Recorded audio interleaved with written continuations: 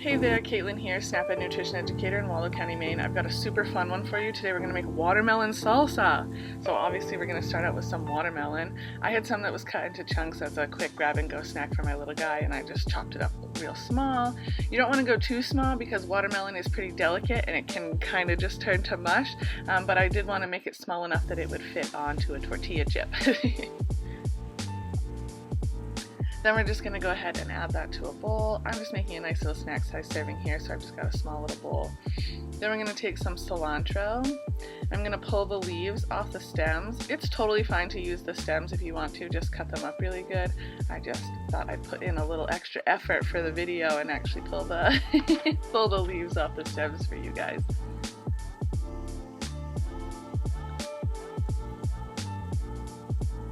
I love cilantro. If you're one of those people who has the rare gene that makes cilantro taste like soap, I'm so sorry. I feel so bad. But I love it. I love it so much. So I'm going to take the bunch, I'm going to roll it up a little bit, kind of just make it tight so that I can be in control of it, and then I'm going to run my knife through it. It's not a big deal if you see my leaves that are kind of trying to escape. It's not a big deal if you miss some. We're just going to rough chop it. Some pieces will be real tiny and some pieces will be real big, but it'll still be lovely and fragrant, and as long as you like cilantro, it's really going to add a lot to this. So I'm just going to go add that to the bowl. Get all the little bits off the cutting board. Don't want to waste any of those freshly picked cilantro leaves I worked so hard for. And then we're going to come in with some red onion. You can totally use white onion or green onion, whatever you want, but I really like red onion raw in a salad, so I think it's really good for salsa. I'm going to cut it up pretty small. I'd like the onion to be a little bit smaller than the watermelon. That way when you get a bite, you get more watermelon than onion. We're calling this watermelon salsa, not onion salsa.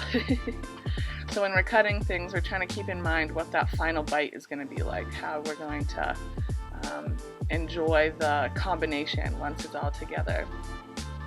And then they didn't have jalapenos at Hannaford the day I went, so this is actually a serrano pepper, and oh my gosh, was this so spicy. So I definitely recommend going with the jalapenos. If you really want it spicy, definitely go for the serranos. I made sure to de-seed and devein them. The veins are actually the ribs, the white part that holds the seeds into the pepper. That's actually where most of the capsaicin, the really spicy part of the pepper is. So I left this, I tried to get it about the same size as the onions, but it was a little bit bigger. It's not really like not really big enough to pick it out or anything, but it was good to see how much was coming at me every time I loaded up a chip. Then we're going to add some salt and some pepper. I love black pepper, so I add a lot of black pepper. Then we're going to go in with some lime juice. You can use fresh squeezed lime juice, but I always keep a bottle of this stuff in my fridge. We use it so much. You can see I just emptied that bottle out. And then we're just going to give it a good stir. We want everything to come together, to combine, the salt and the pepper to spread out evenly, so really give it a good stir. Those herbs are going to get sticky, but oh my gosh, look at that. It is so yummy. If you want more videos like this, don't forget to subscribe.